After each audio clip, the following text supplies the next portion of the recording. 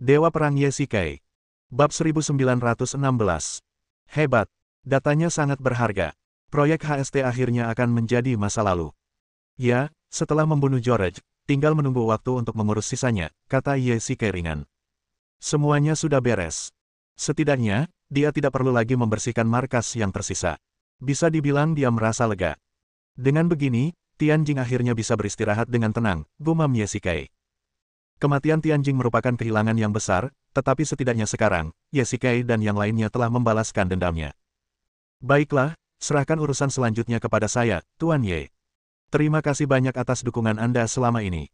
Jin Li Sangqian menjabat tangannya dan berterima kasih. Baiklah, Direktur Jin, Anda tidak perlu bersikap sopan kepada saya. Karena masalah ini sudah selesai, jangan bahas lagi. Ye Shikai tiba-tiba teringat seseorang. Karena proyek HST telah dihentikan, ia harus menceritakannya kepada Direktur Jin. Saya akan menemui seseorang di penjara. Bisa, penjara. Hei, Tuan Ye, bukankah Anda datang ke sini beberapa hari yang lalu? Kenapa Anda datang lagi hari ini? Ade menatap koran dengan tenang. Ia masih tampak seperti orang tua yang sudah pensiun, tetapi baginya, ini sudah merupakan hasil terbaik. Saya punya berita untukmu. Apa? Dalang di balik proyek HST telah kubunuh.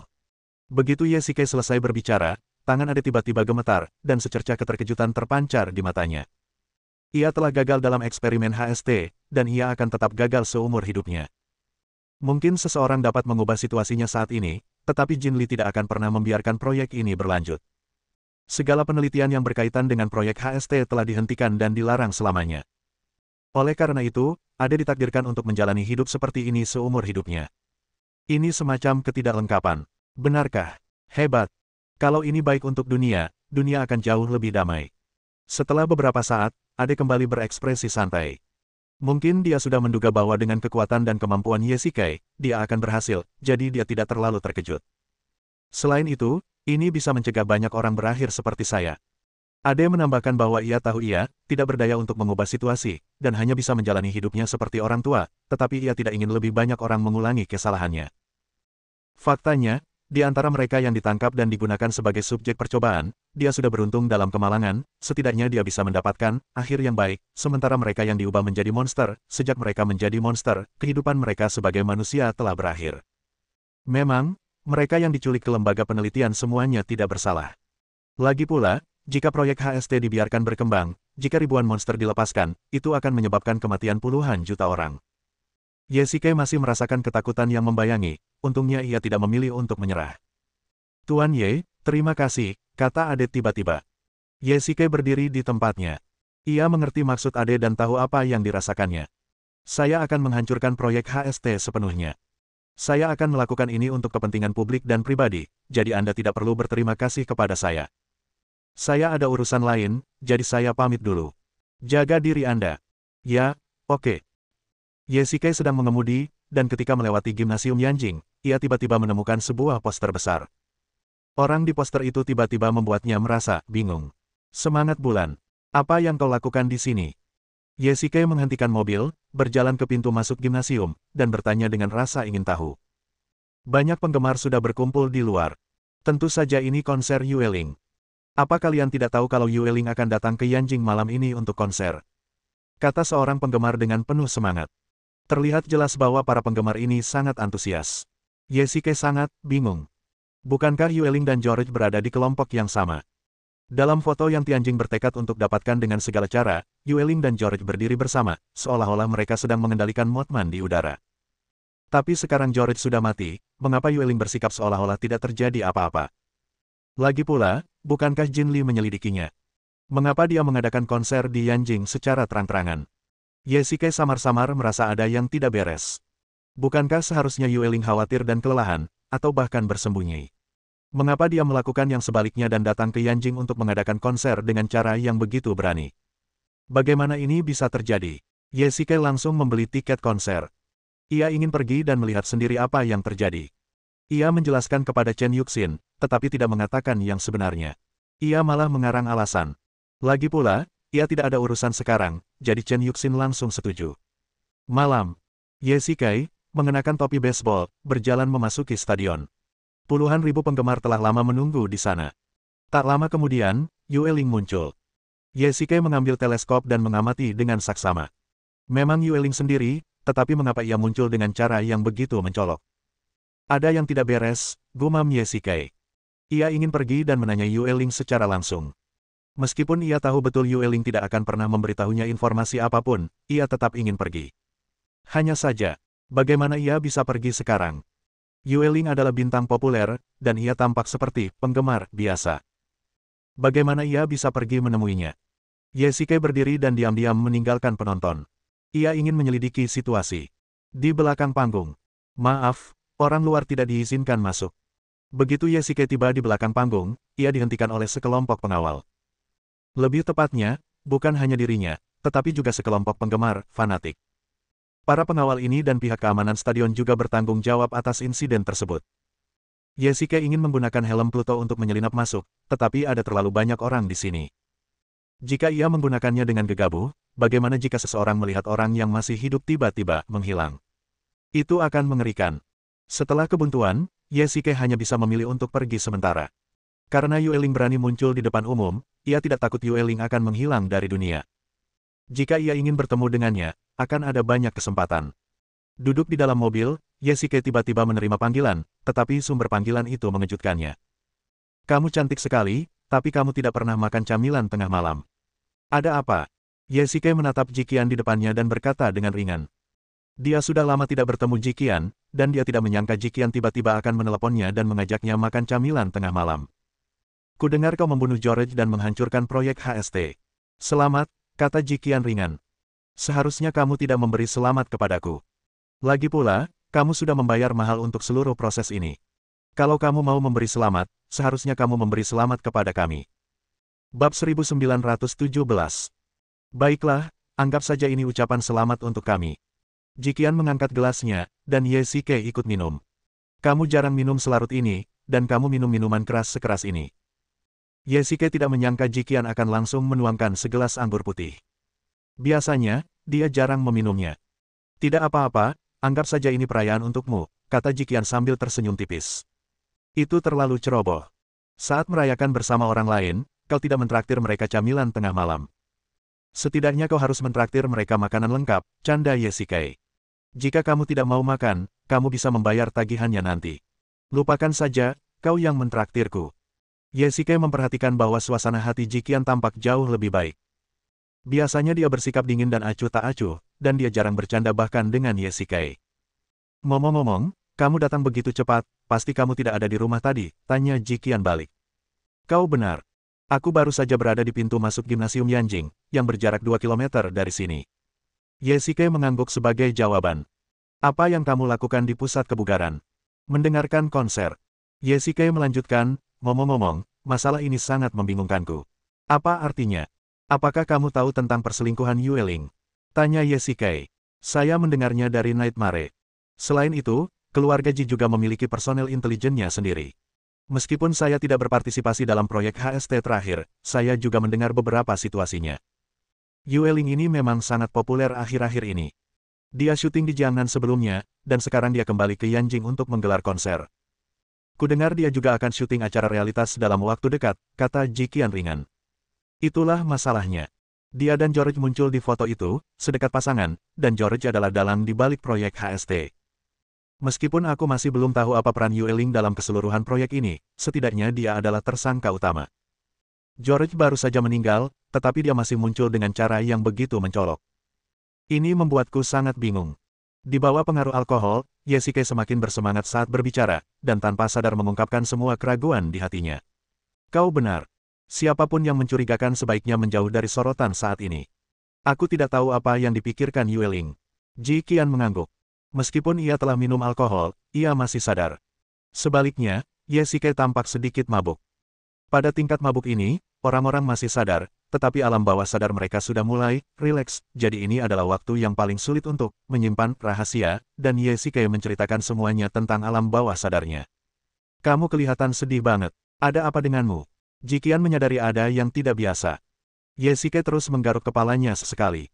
Dia tampak sangat gugup, dengan ekspresi khawatir tercetak di wajahnya. Bicaralah. Jiqian berdiri dan duduk di hadapan Ye. Ia melihat sedikit ketakutan di mata Ye. Aku khawatir. Proyek HST belum berakhir, gumam Yesikai. Jangan terlalu khawatir, Jikian menghibur, proyek HST sudah berakhir. George adalah dalangnya. Lalu bagaimana kau menjelaskan masalah Yueling? Yesikai mendesah getir.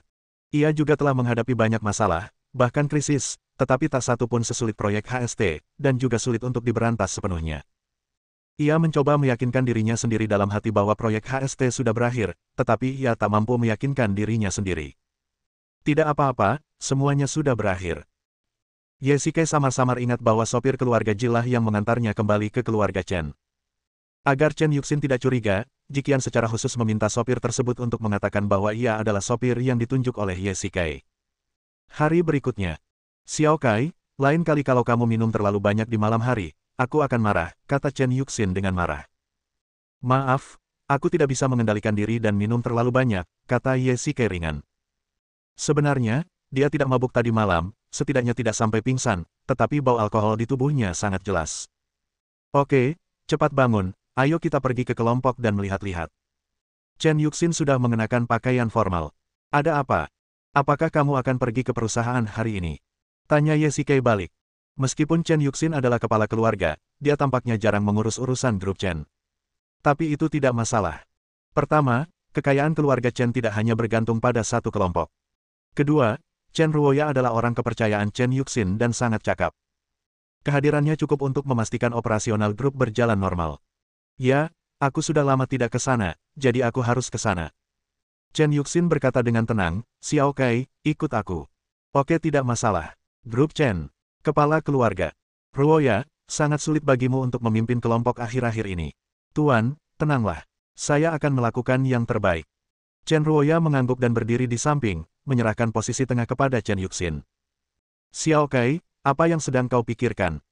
Chen Yuxin memanggil beberapa kali, tetapi Yesikai di sebelahnya tidak menjawab sama sekali, seolah-olah sedang memikirkan sesuatu. Xiao Kai, ada apa? Yesikai sedikit malu. Lagi pula, ada banyak orang di sana, dan tidak ada yang berani mengabaikan kata-kata Chen Yuxin. Menantu, apa kamu terlalu banyak minum tadi malam? Aku akan meminta seseorang untuk mengambilkanmu secangkir kopi, kata Chen Ruoya ringan. Ya, oke, terima kasih. Baiklah, aku datang ke grup hari ini dan tidak ada yang penting. Kalian semua harus kembali bekerja.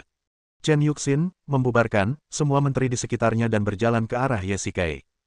Xiao Kai, apakah kamu mengkhawatirkan sesuatu? Tanya Chen Yuxin. Tidak, kenapa kau berpikir begitu? Yesikai tidak mengakuinya, dia juga tidak mengakui bahwa dia makan malam dengan Jikian tadi malam. Ekspresimu sudah mengkhianatimu. Katakan padaku, Xiao Kai, apakah kau masih menyembunyikan rahasiamu sekarang? Sebenarnya, itu bukan masalah besar. Itu hanya tebakanku. Yesikai ragu sejenak, tetapi tetap tidak bisa membujuknya. Xiao Xin, apa kau kenal Yueling? Di foto yang Tianjing pertaruhkan nyawanya untuk mengambilnya, Yueling dan George berada di ruangan yang sama. Keduanya pasti punya hubungan dekat.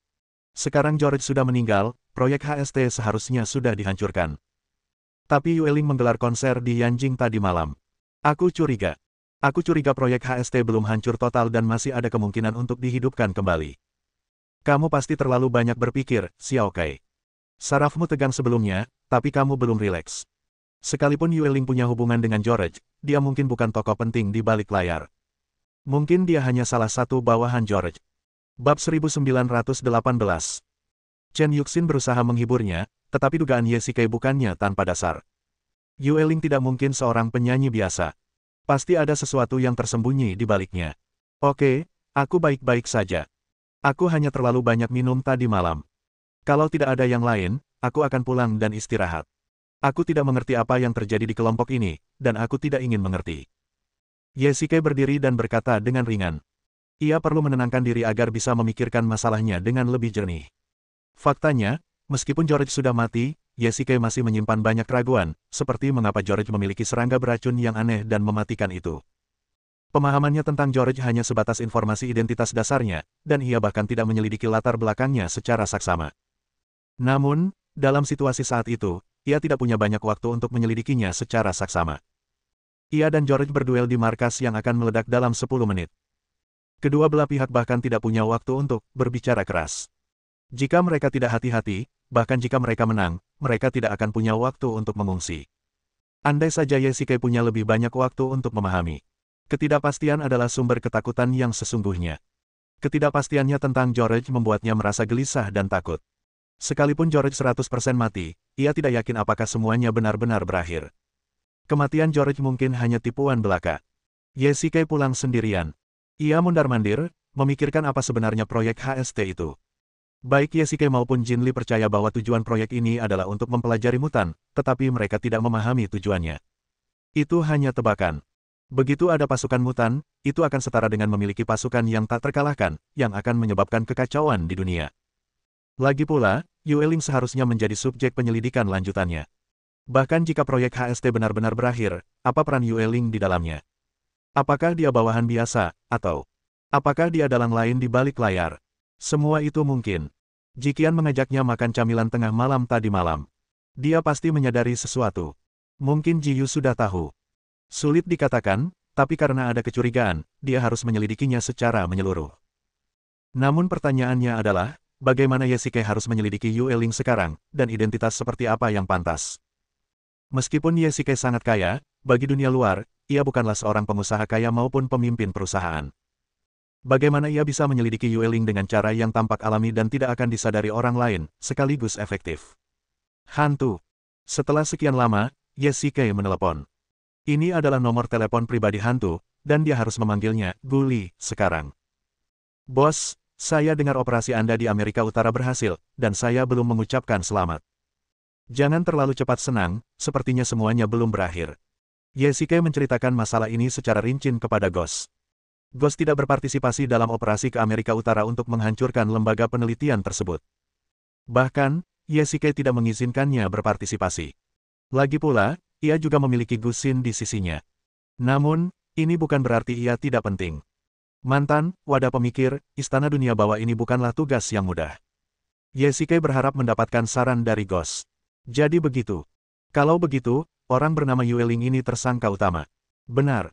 Selain itu, kami telah menyelidiki segala sesuatu tentang Yueling, tetapi kami tidak mendapatkan informasi penting apapun. Satu-satunya hal yang berharga mungkin adalah foto yang Tianjing pertaruhkan nyawanya untuk mendapatkannya. Yesike menghela napas. Memang benar bahwa identitas Yueling tampaknya sengaja disembunyikan dan tidak dapat diselidiki sama sekali. Kalau kamu bebas, datanglah ke Yanjing. Tentu saja, kalau Gusin tidak mau, aku tidak akan memaksamu. Gusin pergi ke tempat lain bersama tim medis rumah sakit. Saya sudah dalam perjalanan ke bandara. Baiklah kalau begitu, sampai jumpa di Yanjing. Malam. Xiao Kai, ayo kita jalan-jalan, oke? Kata Chen Yuxin tiba-tiba. Apa maksudmu? Tanya Yesike, mengapa kamu tiba-tiba ingin bepergian? Proyek HST sudah berakhir. Kami sangat gugup selama periode ini. Sebaiknya kami keluar dan bersantai. Bepergian adalah cara terbaik untuk melakukannya, saran Chen Yuxin. Lupakan saja, aku tidak tega bermain. Lagi pula, anak itu masih sangat kecil dan butuh perhatian setiap hari. Bagaimana kita bisa bermain di luar? Yesike melambaikan tangannya. Meskipun kami punya anak, itu tidak masalah. Dia sangat sehat dan ada pengasuh yang merawatnya di rumah. Ruoya juga ada di sini. Kami tidak perlu khawatir sama sekali. Lupakan saja, aku benar-benar tidak ingin keluar dan bermain. Yesike menggelengkan kepala dan menolak. Dia sama sekali tidak berniat seperti itu, jadi Chen Yuxin terpaksa menyerah. Ngomong-ngomong, Xiao Xin, ada sesuatu yang ingin ku minta bantuanmu, kata Yesike tiba-tiba. Katakan saja apa yang ingin kau katakan. Apa kami perlu meminta bantuan? Seharusnya ada beberapa perusahaan hiburan di bawah grup Chen, tanya Yesike. Memang, tapi kamu tidak pernah memperhatikan selebritas. Ada apa? Tanya Chen Yuxin penasaran. Aku perlu menyelidiki Yueling, tapi dia sekarang bintang terkenal. Aku butuh identitas untuk menyelidikinya. Kalau aku bisa menggunakan identitas seorang eksekutif senior perusahaan hiburan, pasti akan jauh lebih mudah. Xiao Kai, bukankah kita sudah sepakat untuk melupakan masalah ini? Raut wajah Chen Yuxin tiba-tiba menjadi jauh lebih buruk. Bukankah kita sudah sepakat bahwa proyek HST sudah ketinggalan zaman? Kenapa kau masih mengungkitnya? Dan Yueling, dia hanyalah bintang yang sedang naik daun. Aku bisa membuatnya terkenal, dan aku bisa dengan mudah mengubahnya menjadi orang kecil yang tidak dikenal lagi. Chen Yuxin berkata dengan dingin, bagaimana kau bisa berpikir dia akan menjadi ancaman? Ini bukan ancaman, tapi risiko. Meskipun Yesike ingin membantah, ia memikirkannya dan memutuskan untuk tidak melakukannya. Ia merasa bersalah karena tidak bersama Chen Yuxin dan anak itu selama ini. Lagi pula, mereka berdua sudah berjanji akan hidup bahagia setelah membunuh George. Ye Shike tidak ingin mengingkari janjinya kali ini. Setidaknya sekarang, ia tidak ingin mengecewakan Chen Yuxin lagi. Xiao Xin, aku janji, kita akan pergi jalan-jalan, nomor. Sikap Ye Shike berubah 180 derajat, yang membuat Chen Yuxin sangat gembira sekaligus terkejut. Oke, tentu saja. Aku akan membiarkan Ruoya mengaturnya segera. Baiklah, setelah kalian membuat pengaturan, kami akan segera pergi dan pulang lebih awal, kata Ye Shike ringan. Mungkin, ia seharusnya melupakan masalah ini, tetapi apakah itu penting? Menghidupkan kembali sesuatu yang lama adalah hal yang tabu dalam segala hal. Bab 1919. Larut malam. Apa yang sedang kau pikirkan? Tanya Chen Yuxin tiba-tiba. Waktu sudah menunjukkan pukul 2 pagi, tetapi mata Ye Shike masih terbuka lebar. Tentang perjalanan. Kau bohong, kata Chen Yuxin dengan marah, bagaimana kau bisa begadang semalaman hanya karena ini? Pasti ada hal lain. Kau benar, kata Ye Shike dengan tenang. Dia tidak berbohong, karena dia memang bukan pembohong yang handal. Misalnya, tadi, dia berbohong dengan sangat lemah. Xiao Kai, apapun yang terjadi, aku akan menghadapinya bersamamu. Tapi sekarang bukan saat yang genting, jadi kamu tidak perlu terlalu gugup. Oke, sudah malam, ayo tidur, kata Ye Shike acuh tak acuh, lalu berbalik dan perlahan menutup matanya. Tanpa sadar, ia tertidur. Kali ini ia tidur sangat nyenyak. Setelah melepaskan bebannya, ia tiba-tiba merasa sangat rileks, seolah beban berat telah terangkat dari pundaknya.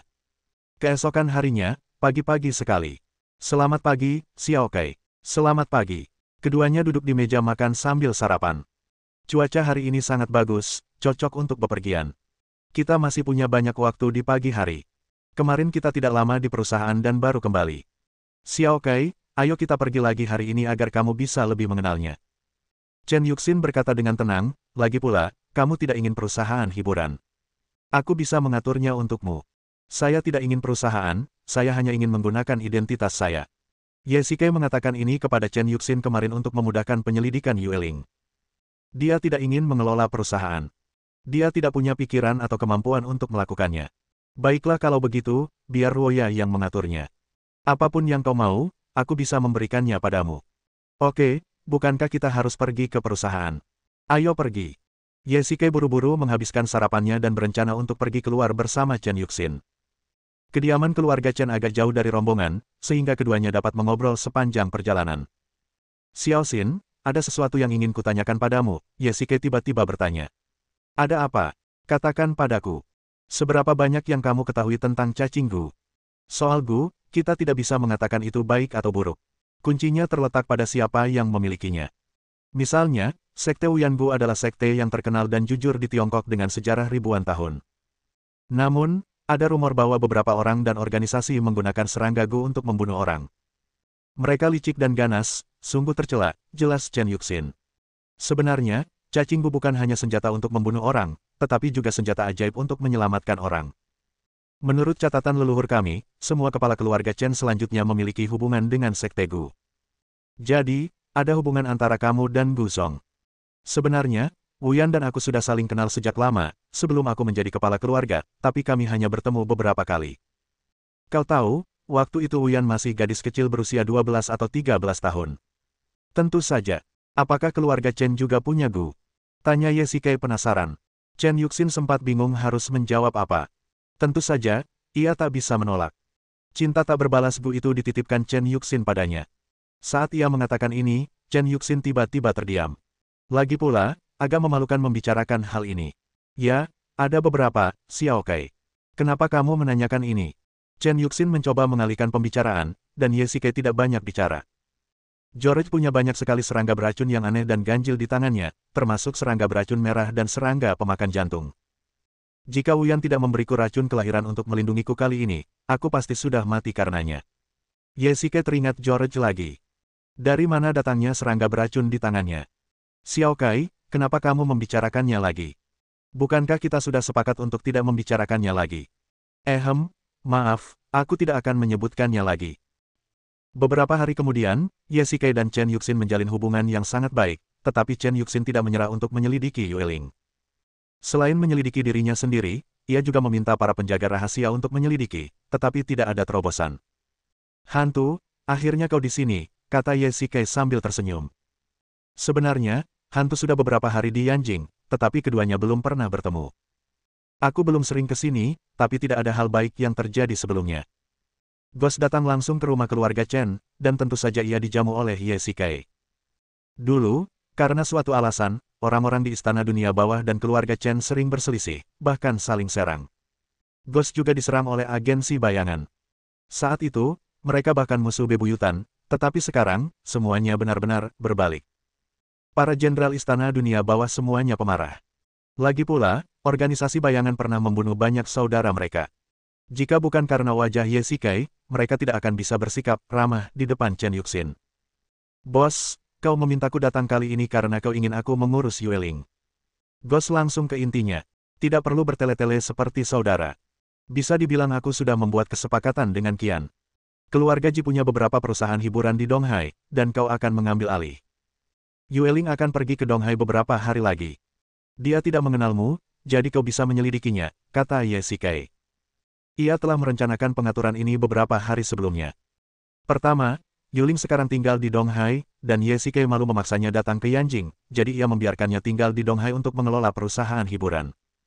Rasanya seperti berganti pekerjaan, dan ia masih bisa hidup bersama Gusin seperti orang normal tanpa memengaruhi mereka berdua.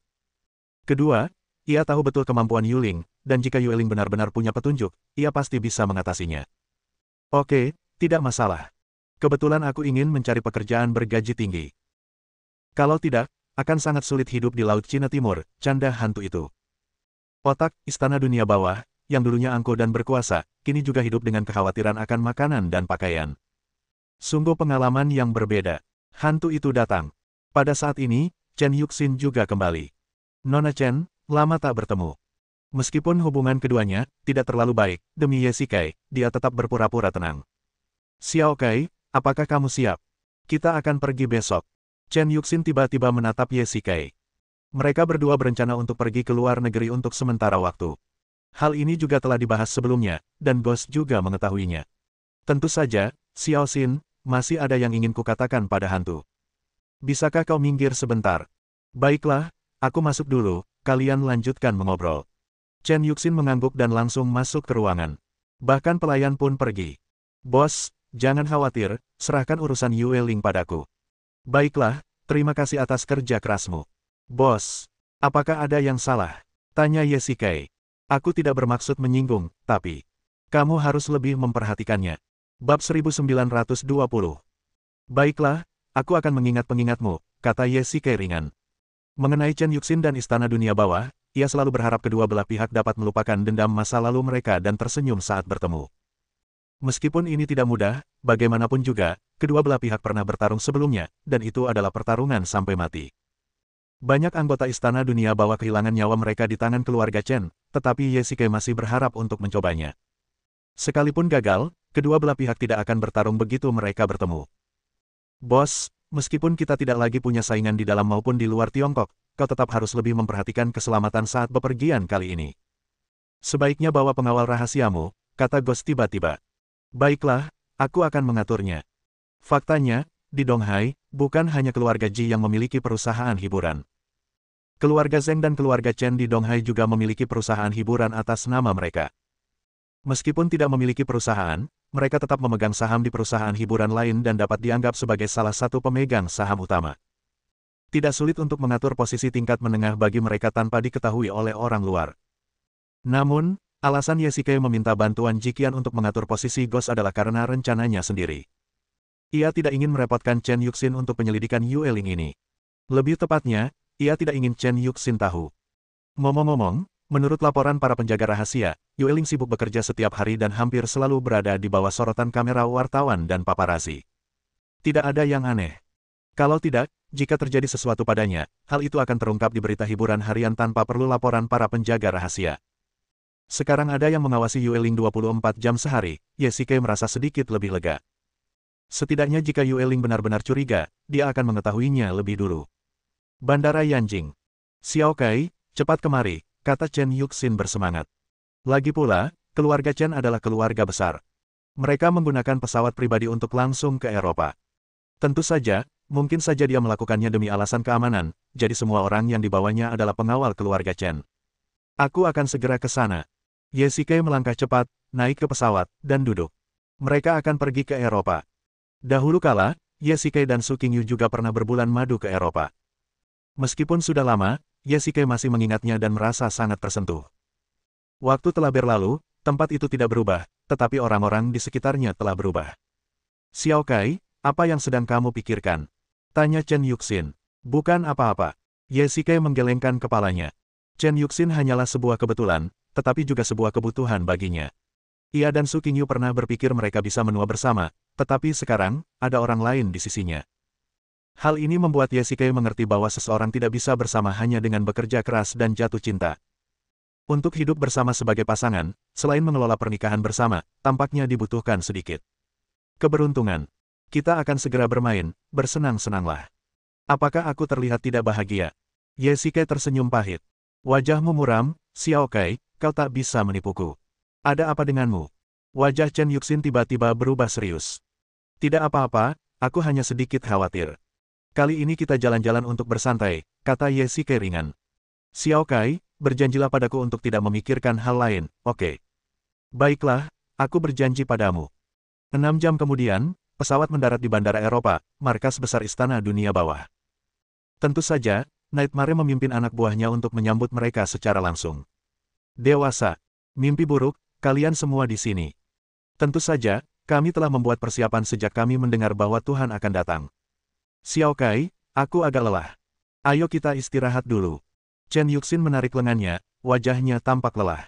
Tuanku, markas sudah siap. Lupakan saja, mimpi buruk, kau sekarang adalah Pluto, penguasa dunia bawah.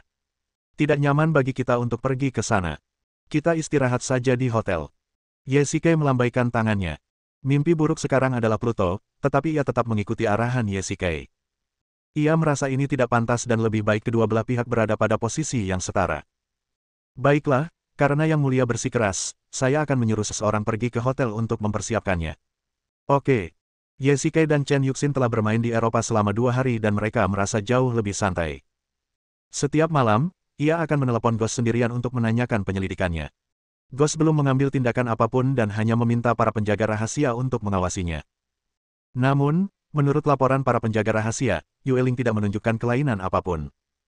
Sebaliknya, karena pelacakan, para penjaga rahasia, ia hampir difoto oleh paparazzi dan hampir membuat musuh waspada. Bos, saya baru saja pergi ke perusahaan dan sudah tahu beberapa informasi tentang Yueling. Ini semua berkat bantuan Dewa Bulan. Kalau tidak, orang-orang di perusahaan itu tidak akan begitu patuh kepada saya. Baiklah, carilah waktu yang tepat dan cari tahu situasinya. Ya. Hari berikutnya, Laut Cina Timur. Halo, Nona Yueling. Ghost mengenakan setelan jas dan kacamata berbingkai hitam. Ia benar-benar tampak seperti orang sukses. Hari ini, ia datang untuk mewawancarai Yueling. Tentu saja, ini bisa dibilang kunjungan. Meskipun Yueling kini menjadi bintang populer dan belum bergabung dengan agensi hiburan manapun, ia tetaplah anggota lingkaran ini. Karena ia biasanya rendah hati, tidak bertingkah seperti orang penting, dan tidak sombong, reputasinya tetap baik. Tuan Gu, saya sudah lama mendengar tentang Anda. Nona Yueling, saya di sini untuk mewawancarai Anda atas nama perusahaan kami. Kami berencana mengadakan acara bincang-bincang, dan Anda adalah tamu pertama yang akan kami wawancarai. Setelah Ghost duduk, ia langsung ke intinya dan bahkan mengeluarkan sebuah buku catatan kecil. Oke. Nona Yueling sekarang menjadi salah satu bintang paling populer di negeri ini. Aku penasaran apa rencananya untuk masa depan, tanya Ghost. Selain syuting beberapa film dan serial TV, aku juga ingin menjadi penyanyi. Ternyata Nona Yueling ingin menjadi bintang film, televisi, dan musik. Saya memang punya ide itu, tapi kemampuan saya mungkin belum cukup. Tentu saja, saya akan terus belajar di masa depan, begitu pula dengan syuting. Saya akan belajar akting selama syuting. Oke. Pertanyaan selanjutnya. Kita hanya bisa menemukan tanggal lahir Nona Yueling, dan informasi lainnya kosong. Nona Yueling, kenapa begini? Apakah ini masalah keluarga asal Anda? Nada bicara Ghost tiba-tiba berubah, tajam, tetapi karena ini wawancara, pasti akan ada masalah privasi. Maaf, saya tidak bisa menjawabnya. Kenapa begini? Lanjut hantu itu. Tuan Gu, pertanyaan-pertanyaan ini adalah privasi saya. Saya masih berharap untuk menyimpannya. Bagaimana kalau Anda mengajukan pertanyaan lain? Bersambung.